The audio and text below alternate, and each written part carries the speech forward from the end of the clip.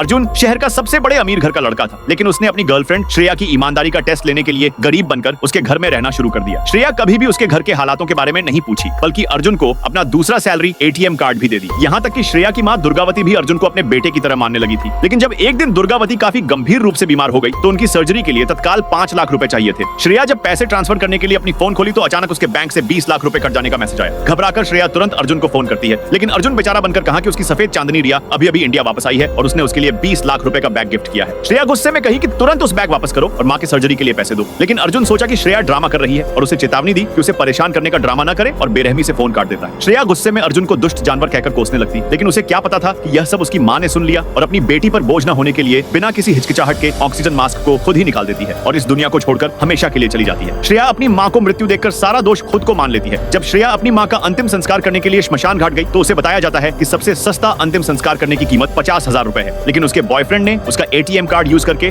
उसके बैंक में सिर्फ 200 रुपए ही छोड़ा था। इसीलिए वह अपने बॉयफ्रेंड अर्जुन से पैसे लेने के लिए उसके ऑफिस गई, लेकिन वहाँ उसने गलती से एक चौंकाने वाली बातें सुनी। बात से पता चला कि अर्जुन शहर का सबसे बड़े अमीर घर का लड़का था, जो सिर्फ उसकी हैसियत और ईमानदारी का टेस्ट करने के लिए गरीब होने का नाटक कर रहा था। श्रेया को समझ आ गया कि उसकी माँ की मृत्यु का कारण खुद थी, जो उसने अर्जुन को अपना ATM कार्ड दे दी थी। श्रेया गुस्से में ऑफिस में घुस गई और अर्जुन को बताई कि तुम्हारी वजह से मेरी माँ की मृत्यु हो गई। अर्जुन अपने आप को थोड़ा दोषी महसूस कर रहा था कि तभी रिया उसकी सफेद चांदनी बीच में आकर अर्जुन को उकसाने लगती है। यह देखकर श्रेया तुरंत गुस्से में रिया को धक्का मारकर अर्जुन से अपनी 20 लाख रुपए मांगने गई तो अर्जुन रिया की साइड लेकर श्रेया को जोरदार थप्पड़ मारकर धक्का दे देता है और रिया को अपने गोद में उठाकर वहां से चला जाता है। उस समय श्रेया का दिल माँ के लिए और भी टूट गया, क्योंकि दुर्गावती ने अर्जुन को अपने बेटे की तरह माना था और वहीं अर्जुन उनकी मौत का जिम्मेदार था। पैसे न होने के कारण श्रेया अपनी माँ की अंतिम संस्कार करने के लिए सबसे सस्ते श्मशान घाट गई और वहाँ के कर्मचारी ने उसका मजाक उड़ाकर उसको नालायक लड़की कहा। जब श्रेया निराश होकर जा रही थी तो अचानक कई लग्जरी कारें उसके सामने आकर रुकी और उन कारों में से उतरा उसका असली पिता, जो 20 साल पहले श्रेया और उसकी माँ को छोड़ दिया था। तब से श्रेया कभी भी उन्हें अपना पिता नहीं मानी। हालांकि उसके पिता ने अपनी गलतियां मानकर श्रेया को फिर से अपना वारिस बनने के लिए कहा, लेकिन श्रेया मना कर दी थी। लेकिन इस बार वह अपनी माँ की बदला लेने के लिए हाँ कर देती है, ताकि अपने पिता के पैसों की ताकत से अर्जुन और रिया से बदला ले सके। दोस्तों, अभी कहानी खत्म नहीं हुई है। अगर आगे देखना है सब्सक्राइब करके नेक्स्ट पार्ट लिखो।